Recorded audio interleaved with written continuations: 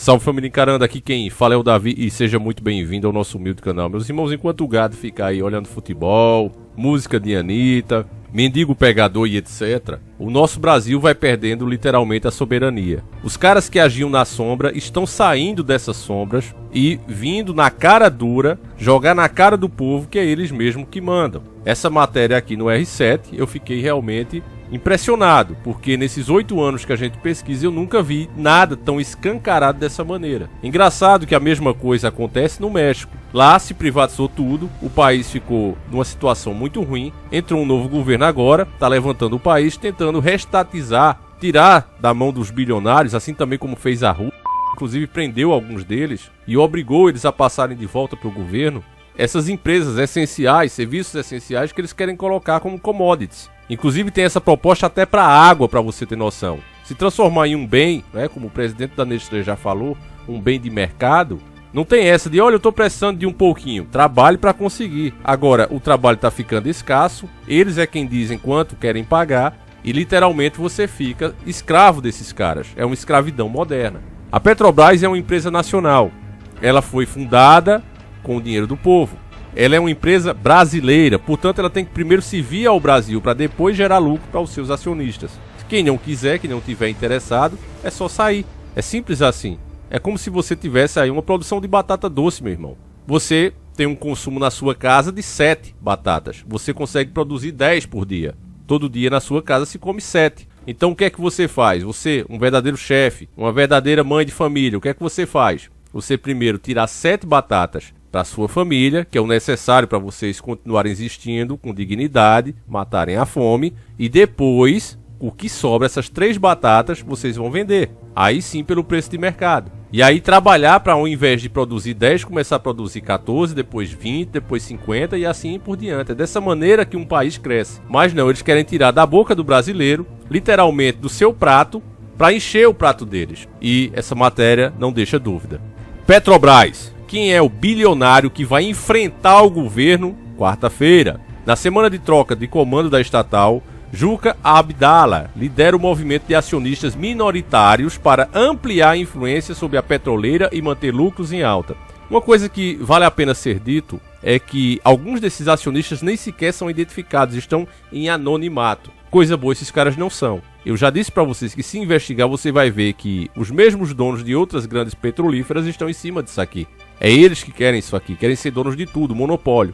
Eu acho engraçada a chamada visão libertária, que pra mim é coisa de criança, de menino. Eles falam que, olha, pra acabar com o monopólio você tem que liberar o livre comércio. Mas se as grandes empresas pertencem todas aos mesmos donos?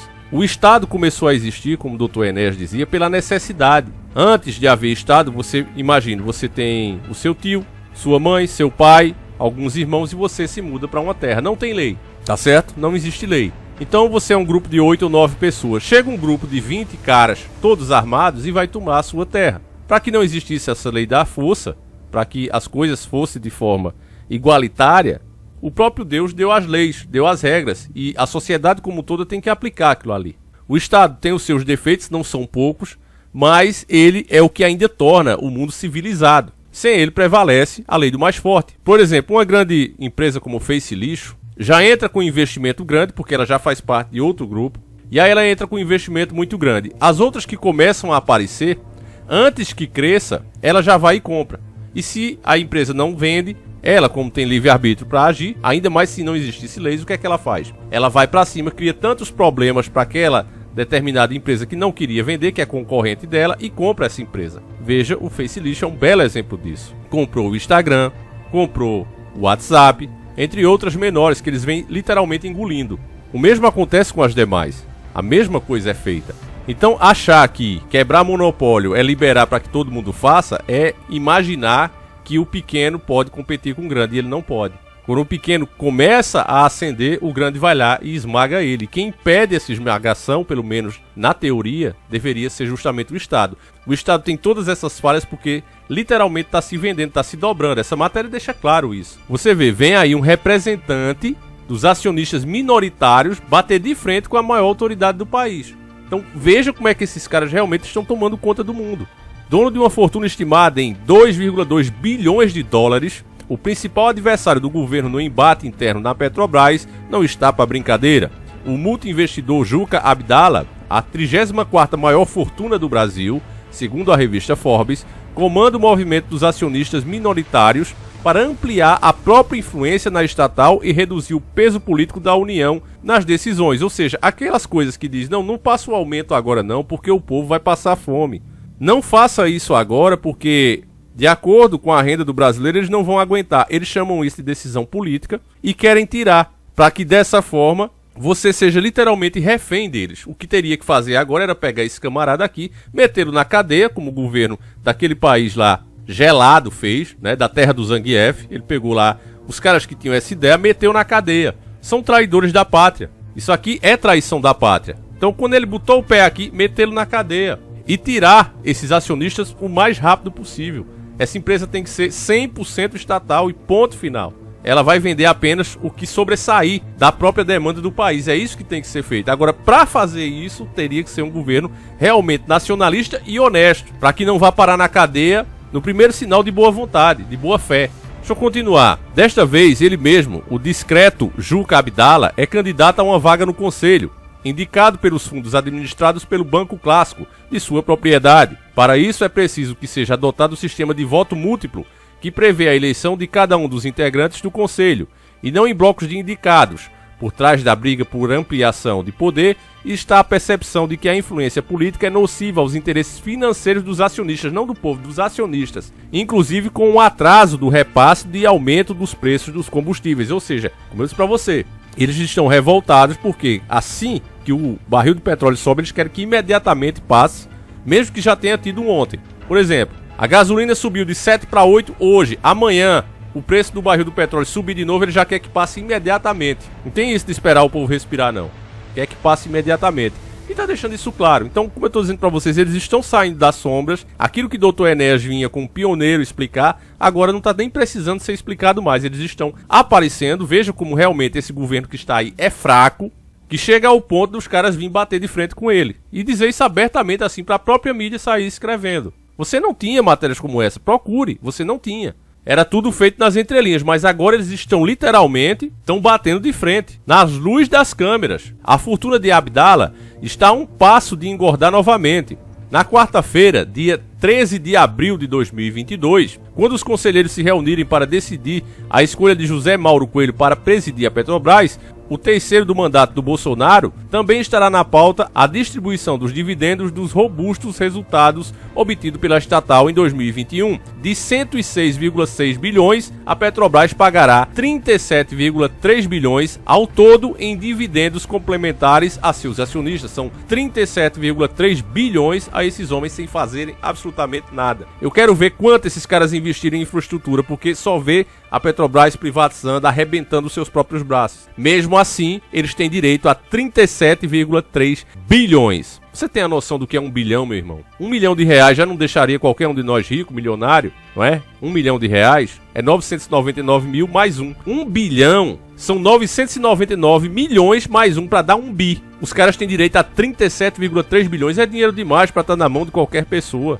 Não existe isso aqui, meu irmão. Você vê a produção de tudo que o mundo faz e você começa a entender que não há como as pessoas serem pobres, a não ser que meia dúzia de pessoas estejam se apoderando de tudo e obrigando o restante a lutar por migalhas. É isso que acontece no mundo.